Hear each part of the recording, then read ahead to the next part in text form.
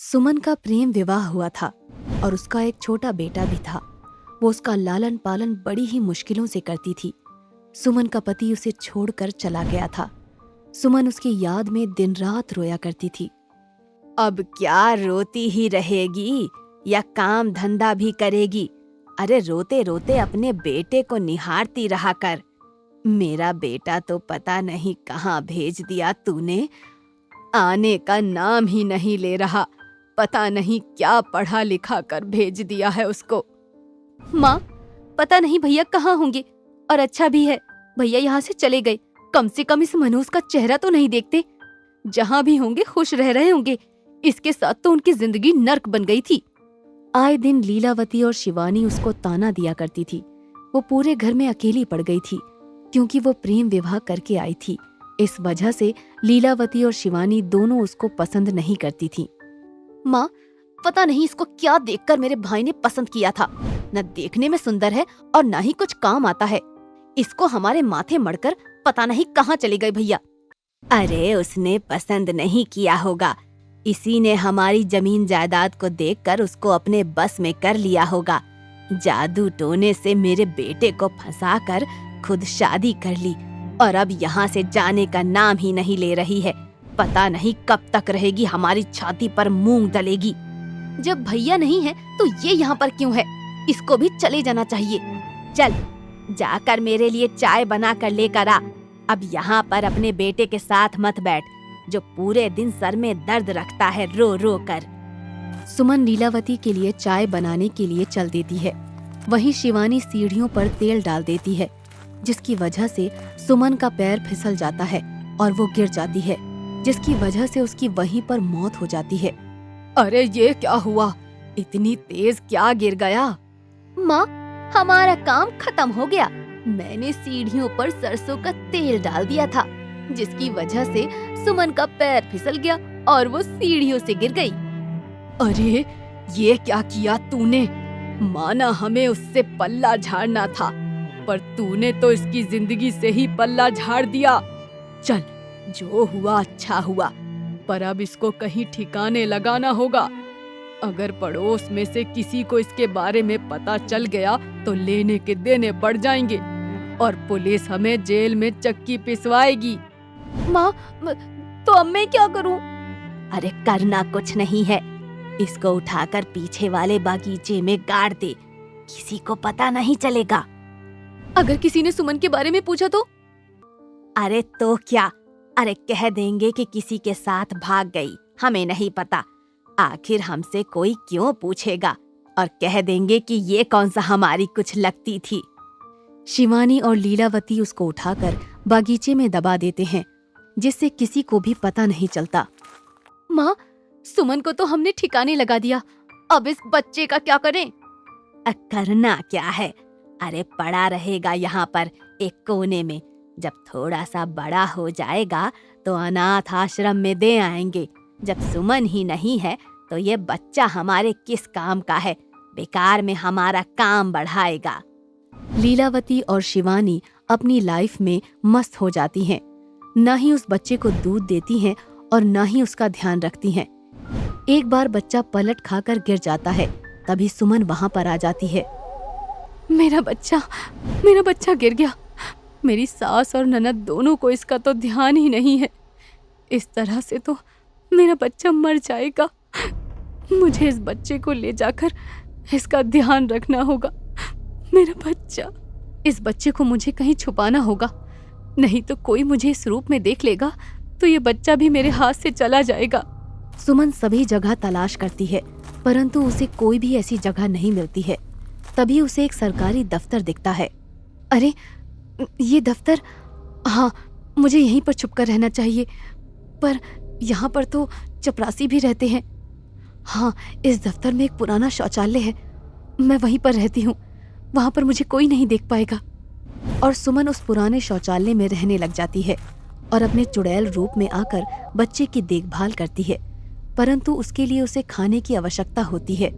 अब मैं इसके लिए खाने का बंदोबस्त कैसे करूं? सुमन एक अच्छी सुंदर महिला के रूप में आ जाती है और वो काम की तलाश में निकल पड़ती है और दुकानदार से कहती है, भाई साहब, मुझे कुछ काम मिल सकता है? मेरी दुकान पर तो कुछ काम नहीं है, पर पास में एक भोजनालय है, वहाँ पर तुम्हें कुछ काम मिल सकता है। तुम वहाँ जाकर काम के लिए पूछ सकती हो। और सुमन उस भोजनालय में काम के लिए पूछने जाती है तो उसको काम मिल जाता है।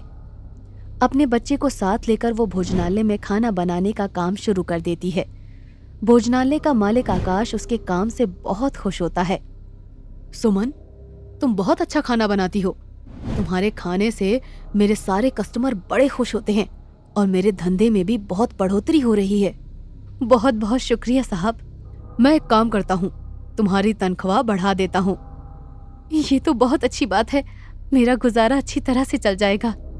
सुमन, आज मेरी सालगिरह है, लो मिठाई खा लो। नहीं साहब, मैं नहीं खा सकती। मुझे मीठा पसंद नहीं है। थोड़ा सा तो खा लो, आज मेरी सालगिरह है। फिर भी नहीं खाओगी क्या? मैं इनको कैसे बताऊं कि मैं मीठा नहीं खा सकती, क्योंकि मैं एक चुड़ैल हूँ। अगर मैं मीठा खाऊंगी तो गलत होगा। मैं तो मांस खाने वाली बन चुकी हूँ। अब सुमन अपने बच्चे को लेकर वहां से चलने लगती है। आकाश सोचता है कि आखिर ये मीठे से इतना डर क्यों रही है। आकाश इसका पता लगाने के लिए सोचता है और उसका पीछा करता है और सरकारी दफ्तर तक पहुंच जाता है। अरे, इस सरकारी दफ्तर में ये सुमन कहाँ जा रही है? इसमें तो कोई रहता ही नहीं है। सुमन अपने बच्चे को लेकर उस बंद शौचालय में जाकर बैठ जाती है।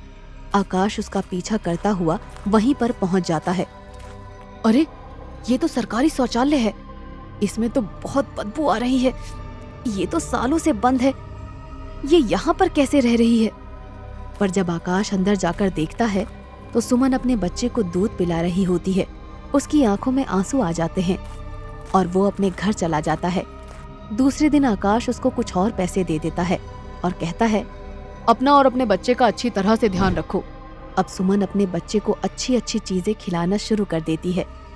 एक दिन सुमन रसोई में काम कर रही थी तो उसका बच्चा चलते चलते गैस के पास आ गया और जैसे ही उसका हाथ जलने वाला था, सुमन चुड़ैल के रूप में आ गई और अपने बच्चे को बचा लेती है। अगर अभी तुम्हारा हाथ जल जाता तो क्या होता? मेरा कोई नहीं है इस दुनिया में तुम्हारे सिवा। तभी आकाश वहां पर आ जाता है और उसको चुड़ैल के रूप में देखकर डर जाता है। तुम चुड़ैल हो? इतने समय से तुम मेरे घर में काम कर रही हो।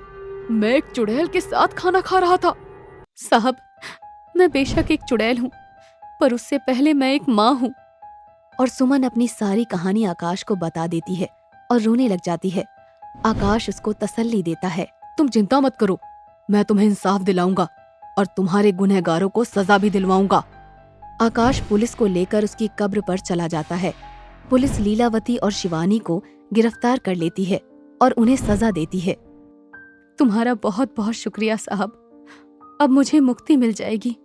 बस अब मेरे बच्चे का क्या होगा? तुम चिंता मत करो, मैं इसकी जिम्मेदारी लेता हूँ।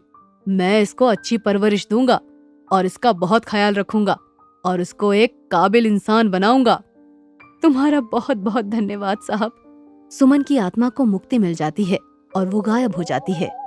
एक बार की बात है, सड़क किनारे एक भिखारन कंबल ओढ़कर बैठी होती है।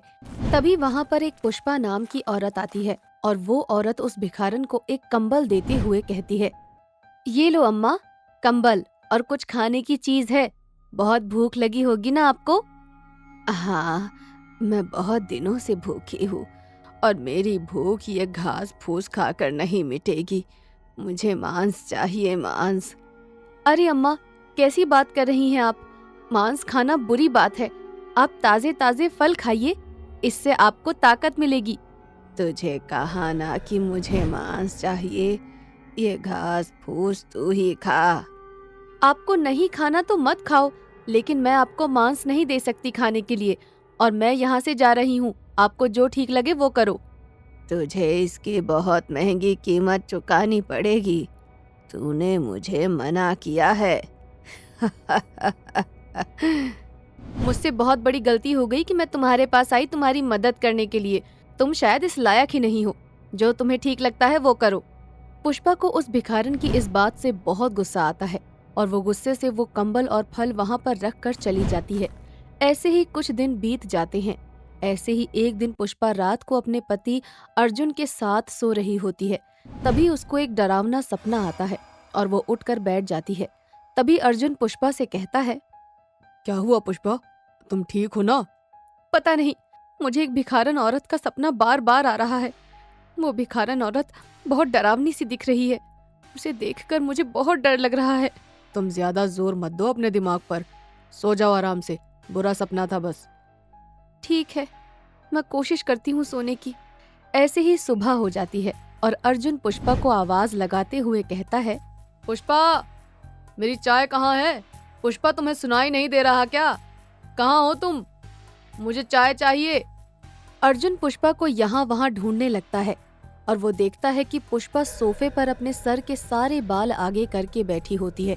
उसकी आंखें बहुत लाल लाल होती हैं। पुष्पा को ऐसा देखकर अर्जुन थोड़ा सा घबरा जाता है और वो हिम्मत करके पुष्पा से कहता है, पुष्पा, क्या हुआ तुम्हें? मैं पुष्पा नहीं हूँ, मैं एक भिखारन हूँ। बहुत दिनों से यहाँ वहाँ भटक रही थी और मुझे तेरी बीवी का शरीर मिला है और अब मैं इसी शरीर में रहूंगी। तुम्हें क्या हो गया है पुष्पा? तुम ठीक तो हो ना? मैंने तुझे कहा ना कमीने कि मैं तेरी बीवी नहीं हूँ, मैं पुष्पा नहीं हूँ, मैं एक भिखारन चुड़ैल हूँ और मैं अब यहीं रहूंगी हमेशा हमेशा के लिए। मेरे को मांस खाना है, तू मेरे लिए मांस लेकर आ, वरना तेरी बीवी का वो हश्र करूंगी जो तूने कभी भी नहीं सोचा हो। ये ब्राह्मणों का घर है, यहाँ मांस मच्छी नहीं आता, ना ही खाया जाएगा। ठीक है, अब देख मैं तेरी बीवी का क्या करती हूँ। इतना बोलकर पुष्पा कमरे में उड़ने लगती है। ये सब देखकर अर्जुन डर जाता है और अर्जुन कहता है, तुम चिंता मत करो, मैं अभी मांस लेकर आता हूँ, बस मेरी बीवी को कुछ मत करना। अर्जुन घर से बाहर चला जाता है और वो आस पड़ोस के लोगों को अपनी बीवी के बारे में बताता है। आस पड़ोस के लोग उसे एक बाबा के बारे में बताते हैं। अर्जुन पड़ोसियों के कुछ आदमियों के साथ उस बाबा को लेकर अपने घर आता है। वो बाबा पुष्पा के दोनों हाथ पैरों को बांध देता है और पुष्पा के ऊपर भभूत छिड़क देता है, जिसके बाद पुष्पा बहुत जोर जोर से चिल्लाने लगती है। तभी वो बाबा पुष्पा से कहता है, बोल, तू छोड़ रही है इस बच्ची को? नहीं छोड़ूंगी, मैं हमेशा हमेशा के लिए यही रहूंगी। रुक, तू ऐसे नहीं मानेगी। बाबा पुष्पा के ऊपर भभूत छिड़कते हैं और माता रानी के लॉकेट पुष्पा के गले में डालते हैं, जिसके बाद वो भिखारन चुड़ैल तड़पने लगती है। बाबा अधिकारी चुड़ैल की आत्मा को एक बोतल में बंद करते हैं और अपने साथ हमेशा हमेशा के लिए ले जाते हैं। ये कहानी रामपुर नाम के एक छोटे से गांव की है, जहां आनंद नाम का एक व्यक्ति रहा करता था। आनंद पेशे से एक शेफ था, परंतु उसके पिताजी एक पंडित थे जो कि चुड़ैल, आत्मा और भूतों को अपने कब्जे में करना बहुत अच्छी तरह से जानते थे।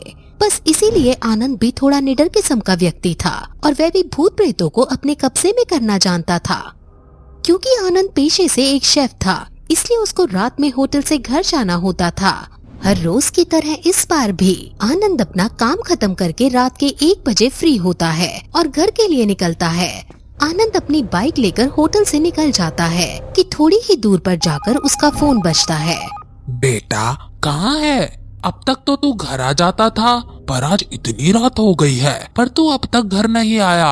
और कितना समय लगेगा आने में? तेरी माँ कब से इंतजार कर रही है। तुझे पता है ना कि तेरी माँ को तेरी कितनी फिक्र है।